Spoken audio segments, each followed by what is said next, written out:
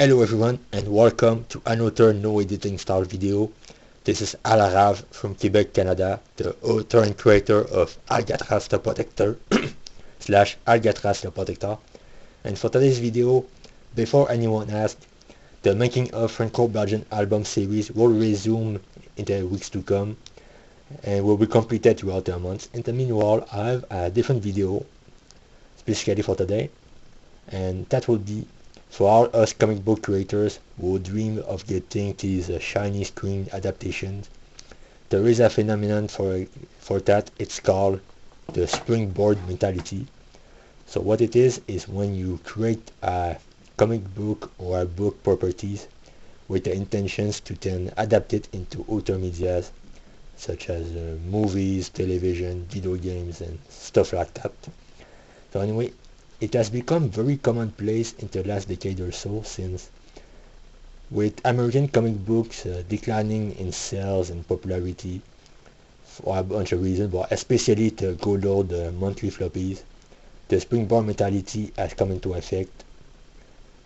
So to show you how it works is that despite the success of some of these big adaptations and stuff, it has failed to materialize into an increase in readership. So that's exactly why the springboard mentality is there, to sort of explain how and why that can sort of happen. So there are different routes for how this particular topic works.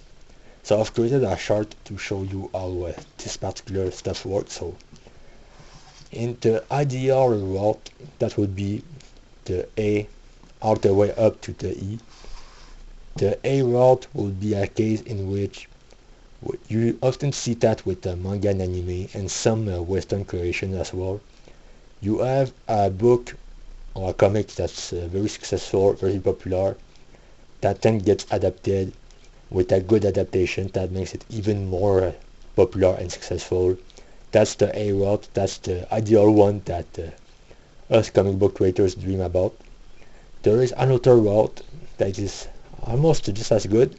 That would be, let's say, someone creates a book or a comics and it's not all that successful or popular, but once it gets adapted, the adaptation is successful and popular, and that in turn translates into a boost for the older property in the original form.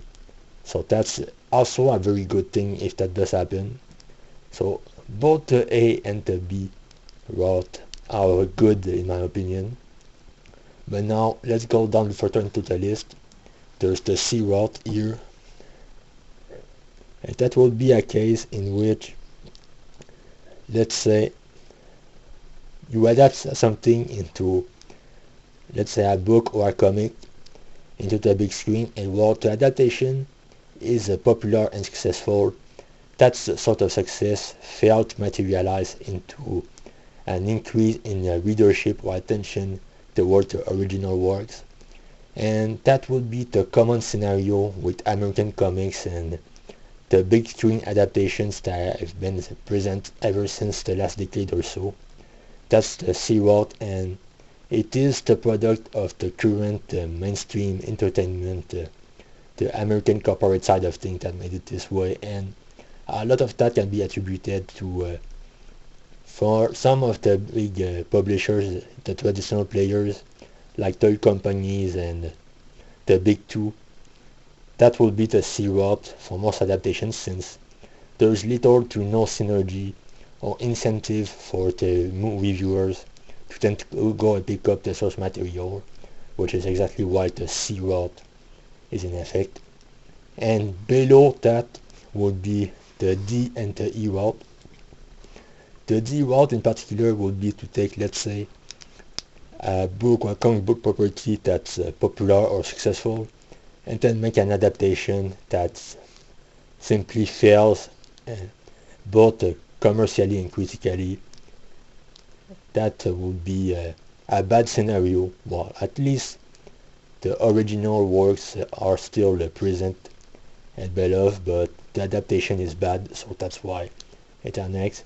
And then the last result scenario is the worst one. That would be a book that's not so popular or successful, that then get an adaptation that isn't all that popular or successful either, so that would be the biggest failure. So if you want the ideal world, it would be to aim for either the A or the B route.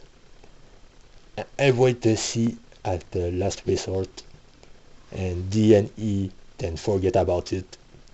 So that is the reality that most of these adaptations works.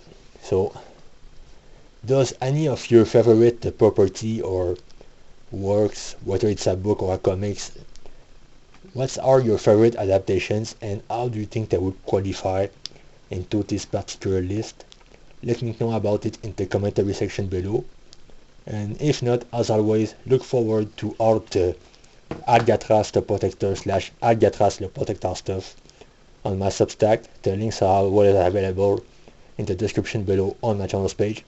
The first issue and lots of blog comics chapters are available for free in both English and French, so there's a lot of material to read. And the second issue should be coming out during the summertime, so stay tuned for that. With that being said, thanks for watching, and we'll see one another very soon. Enjoy the reading.